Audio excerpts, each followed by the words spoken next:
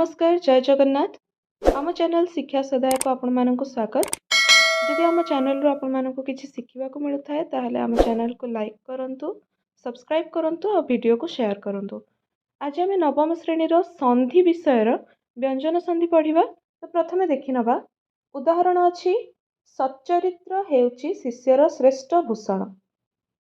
श्वेतकेतु को शिक्षादान करने उद्धालक सदिच्छा प्रकाश करथिले। आस उपर वाक्य गुड़िक बड़ अक्षर शब्द गुड़िक देखा। सच्चरित्र हेउछि सतयुक्त चरित्र, सदिच्छा हेउछि सतयुक्त इच्छा। शब्द दुईटी एही धारारे गठित होइछि।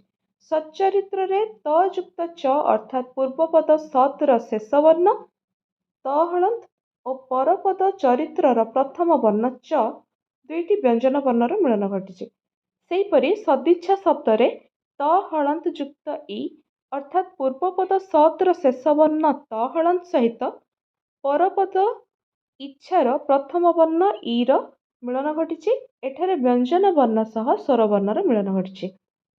एथिरु जणागला जे परस्पर सन्निहित पूर्वपदर शेष व्यंजन वर्ण सहित परपदर प्रथम व्यंजन वर्ण बा स्वर वर्णर मिलन को संधि कहुए। तो पूर्वपदर शेषर गोटे व्यंजन वर्ण थिबो, परपदर प्रथम व्यंजन वर्ण किंबा स्वर वर्ण थिले सेई जो संधि हुए सेटा को व्यंजन संधि कहुए।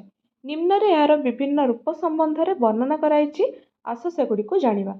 दिक्युक्त अंत दिगंत, उतयुक्त जापन उद्जापन, दिक्युक्त गज दिग्गज, उतयुक्त घाटन उद्घाटन, बाकयुक्त ईश बागीश, णिचयुक्त अंत णिजंत, दिक्युक्त बलय दिक्पलय, जयतयुक्त रथ जयद्रथ। व्यंजन वर्ण परे स्वर वर्ण वर्गर तृतीय चतुर्थ वर्ण किंबा ज र ळ ब ह थिले पूर्वपदर शेष थिबा प्रतिवर्गर प्रथम वर्ण स्थान रे सेही वर्गर तृतीय वर्ण हुए। तुम वर्ण रे पढ़ी आसथिबो प्रथम श्रेणी रे वर्गीय व्यंजन 25 टी अछि। 5टी वर्ग अछि कचटतप वर्ग। वर्तमान से वर्ग विषय जानवा। एही सूत्र रे बागाडंबर, उद्वेग, सद्वचन, भवदीय, सदानंद आदि शब्द गुड़िक मध्य गढ़ा जाय परिबो। तो नियम प्रथमे आमे जानिलु व्यंजन वर्ण पर जदि स्वर वर्ण थिबो, वर्गर तृतीय चतुर्थ वर्ण थिबो किंबा ज र ळ ब ह थिबो ताहेले पूर्वपदर शेष रे थिबा प्रतिवर्गर प्रथम वर्ण प्रथमे व्यंजन वर्ण पर जदि स्वर वर्ण थिबो ताहेले देखि नबा। दिगंतरे एठी गोटे व्यंजन वर्ण अछि क हलंत, तापर अछि स्वर वर्ण।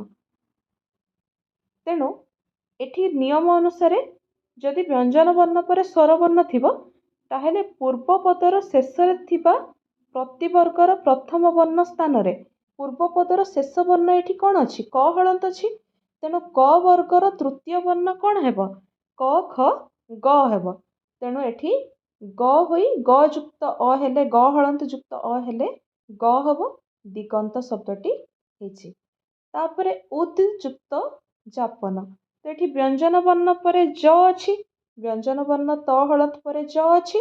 तेणु एठी त वर्गर तृतीय वर्ण कोन हेबो त थ द। द हेछि तृतीय वर्ण। तेणु एठी द हलंद हेई उद्जापन हेछि। ठीक सेहीपरि दिक्युक्त गज दिग्गज, उतयुक्त घाटन उद्घाटन, सेहीपरि बाकयुक्त ईश बागीश, क वर्गर तृतीय वर्ण ग, च वर्गर तृतीय वर्ण ज, च छ ज, सेतिपई ज हेछि। तो नियम अनुसार आमे जानिलु व्यंजन वर्ण पर स्वर वर्ण वर्गर तृतीय चतुर्थ वर्ण किंबा ज र ळ ब ह थिले सेई पूर्वपदर शेष रे जो वर्ण थिबो सेई स्थान रे सेटा तृतीय वर्ण हे जिवो। वर्गीय व्यंजन आमे प्रथमे टिके देखि नबा। एठी पिला माने देख जो बागाडंबर, उद्वेग, सद्वचन, भवदीय, सदानंद एई गुड़िक एई नियम अनुसार हेछि। आमर जो 5टी वर्ग अछि क च ट त प। क वर्ग रे अछि क ख ग घ ङ, च वर्ग रे च छ ज झ ञ, ट वर्ग रे ट ठ ड ढ ण, त वर्ग रे त थ द ध न और प वर्ग रे प फ ब भ म। तो ये 5टी वर्गर जो व्यंजन वर्ण रहिला क हेउछि प्रथम, ख हेउछि द्वितीय, ग तृतीय, घ चतुर्थ, ङ पंचम। नियम अनुसार सेही वर्गर तृतीय वर्ण हेब माने क वर्ग जदि अछि क वर्गर तृतीय वर्ण हेछि ग। सेहीपरि च वर्गर तृतीय वर्ण ज। ट वर्गर तृतीय वर्ण ड। त वर्गर तृतीय वर्ण हेछि द। प वर्गर तृतीय वर्ण ब। तेणु से अनुसार बाक युक्त आडंबर कौन हेछि बागाडंबर। तो ये क वर्गर तृतीय वर्ण हेछि क। तेणु क स्थान रे एठी कौन हो जाइछि ग हो जाइछि संधि होला परे सेटा ग हो जाइछि। त वर्गर सेहीपरि तृतीय वर्ण कौन अछि द। तेणु उद्वेग रे उद युक्त बेग हेले सेठी द ही उद्वेग हेउछि। सेहीपरि सत युक्त वचन सद्वचन। भवत युक्त इय भवदीय। सत युक्त आनंद सदानंद।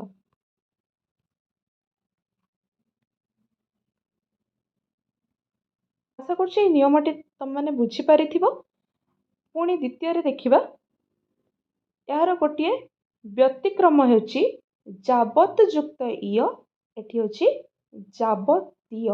कौन हेबा कथा कमेंट सेक्शन में जणैबो नियम अनुसार एठी कौन हेबा कथा किंतु एठी कौन पई जावतीय हेछि। व्यतिक्रम जोटा थाए सेटा नियम जहा थाए नियम बहिर्भूत एमिति गोटे शब्द रही थाए सेटाको व्यतिक्रम कहंती। द्वितीय देखिबा प्रथमे उदाहरण देखि नबा चलत युक्त चित्र चलचित्र। उत युक्त चारण उच्चारण। उत युक्त छन्न उच्छन्न। उत युक्त छेद उच्छेद। विपद युक्त चय विपच्चय। तत युक्त छवि तच्छवि। एठी नियम आसुछि त बा द परे च बा छ थिले त बा द स्थान रे च हुए। एही च परवर्ती वर्ण सहित युक्त हुए। बुझी नबा कौन अछि देख त बा द परे च बा छ थिले। वर्तमान गोटे उदाहरण नबा त बा द परे एठी चलत रे त हलंत अछि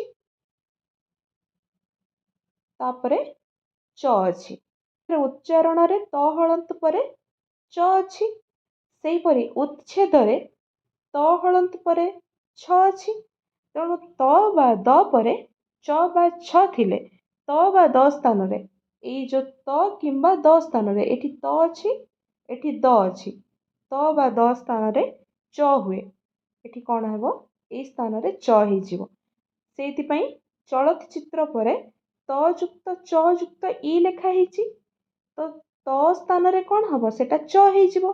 नियम अनुसार एठी च ही जाइछि तापरे पुणी च अछि तापरे एठी मात्रा कौन अछि हर्षई अछि। तो एठी हेबो कौन च युक्त च हेले द्वितीय च हुए च युक्त छ हेले द्वितीय छ हुए। तो एठी द्वितीय च युक्त हर्षई हेले चि द्वितीय चि हेला। तेणु एठी शब्दटी हेला चलचित्र। उच्चारण रे सेहीपरि त हलंत युक्त च त हलंत माने एठी त स्थान रे कौन हेबो च ही जिवो। तो सेही चटी एई च सहित मिसी जिवो। च युक्त च हेले द्वितीय च मात्रा कौन अछि आकार रो मात्रा अछि तेणु तेणु एठी उच्चारण हेला। उच्छेद तेणु त बा द स्थान रे कौन हबो च हेबो।